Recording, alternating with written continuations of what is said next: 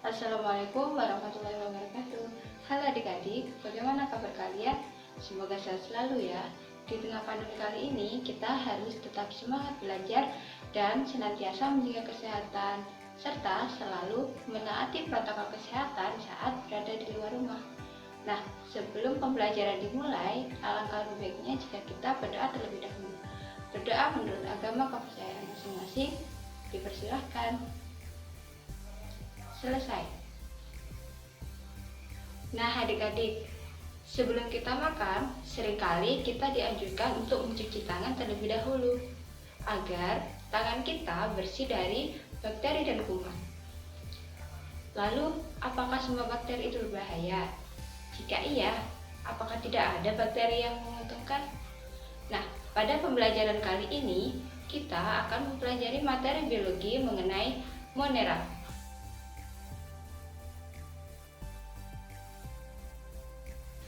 Monera adalah kelompok organisme yang memiliki ciri uniseluler, memiliki dinding sel, dan selnya bersifat prokariotik.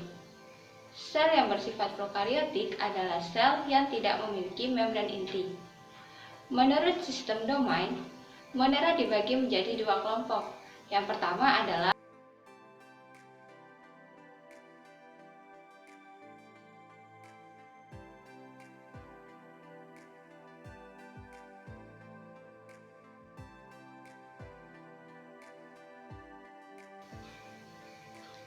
Archaebacteria atau Archaea memiliki ciri yang berbeda dengan kelompok Eubacteria atau bakteria. Antara lain adalah yang pertama, penyusun dinding sel dari kelompok Eubacteria bukan peptiduplikan, melainkan pseudopeptiduplikan. Kemudian, RNA yang menyusun ribosomnya berupa metionin. Selain itu, DNA pada kelompok Archaebacteria memiliki intron. Kelompok Archaebacteria biasanya hidup pada wilayah yang memiliki kondisi lingkungan yang cukup ekstrim. Contohnya adalah pada kawah Gunung Merapi, danau air panas, atau laut yang memiliki kadar garam yang cukup tinggi. Archaebacteria dapat kita kelompokkan menjadi 3 kelompok. Yang pertama adalah bakteri metanogen, yaitu bakteri yang mampu menghasilkan gas metana. Yang kedua ada bakteri halofil, yaitu kelompok Archaea yang dapat hidup di lingkungan yang memiliki kadar garam yang tinggi. Dan yang ketiga adalah kelompok termofil ekstrim, yaitu kelompok Archaebacteria yang dapat hidup di lingkungan yang sangat panas atau yang sangat asam. Kelompok yang selanjutnya adalah Eubacteria yang memiliki ciri-ciri antara lain adalah penyusun dinding selnya berupa peptiduplikan dan RNA yang menyusun ribosom berupa timin. Kemudian, pada DNA Eubacteria tidak memiliki intron. Kelompok Eubacteria ini dapat hidup secara kosmopolit atau berada di mana-mana. Eubacteria atau bakteri memiliki berbagai macam bentuk. Yang pertama ada bentuk bulat atau kopus, kemudian ada batang atau bacillus, dan juga ada yang berbentuk spiral atau spirilium. Bakteri dapat hidup secara soliter ataupun secara berkoloni. Pada kelompok Eubacteria dapat ditemukan struktur tambahan yang dapat kita temukan pada tubuh bakteri, yaitu dinding sel, kapsula, endospora, plasmid, flagellum, dan pilus. Flagellum dapat dibedakan menjadi atrik, leucotrik, amfitrik, dan peritrik. Pengelompokan bakteri dapat kita lakukan dengan melihat beberapa karakteristik. Yang pertama adalah menurut cara hidupnya. Dibedakan menjadi autotrof dan heterotrof. Bakteri autotrof adalah bakteri yang menggunakan sumber karbon dari zat organik. Sedangkan bakteri heterotrof menggunakan sumber karbonnya dari zat anorganik.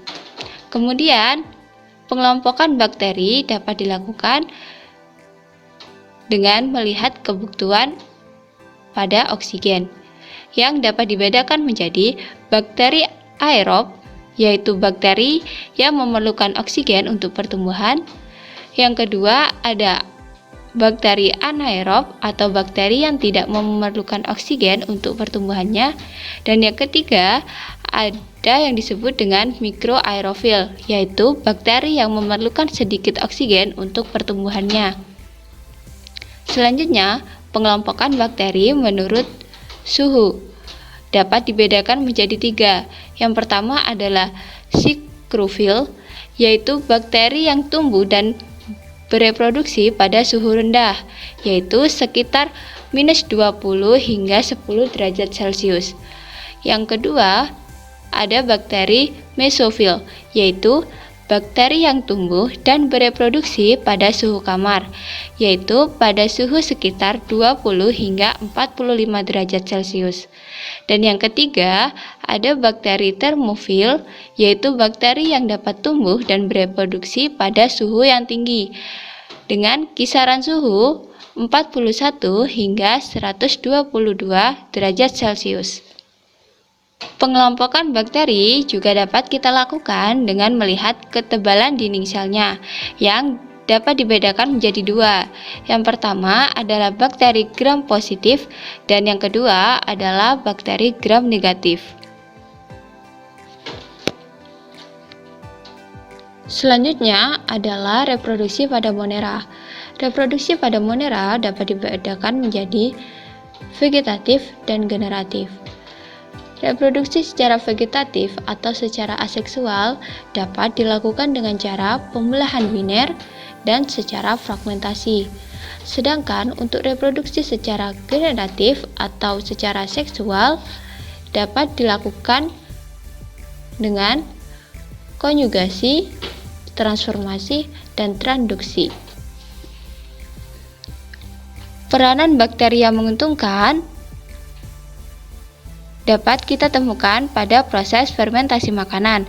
Contohnya adalah bakteri Acetobacter psillinum, yaitu bakteri yang berperan dalam pembuatan nata de coco.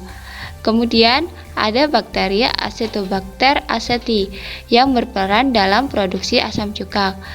Bakteri lain yang berperan dalam proses fermentasi makanan adalah bakteri yang berperan dalam pembuatan keju dan yogurt.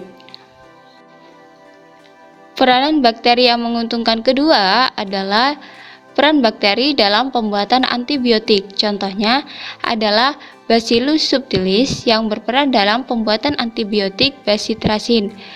Selain itu, bakteri juga dapat berperan dalam pembuatan antibiotik streptomycin, polymyxin, chloramphenicol, dan rifamycin. Peranan bakteri yang ketiga adalah untuk agen rekayasa genetika. Bakteri yang berperan untuk agen rekayasa genetika adalah Escherichia coli, Agrobacterium tumefaciens. Bakteri juga dapat kita gunakan sebagai agen bioremediasi. Contohnya adalah Thiobacillus ferocidan yang berperan dalam memisahkan biji logam. Selain itu,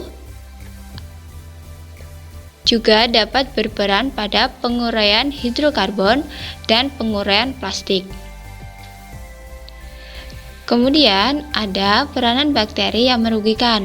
Contohnya adalah Mycobacterium tuberculosis yang dapat menyebabkan penyakit TBC atau tuberkulosis. Kemudian ada Treponema pallidum yang dapat menyebabkan sifilis. Bakteri-bakteri yang memiliki peran merugikan dapat kalian lihat pada tabel berikut.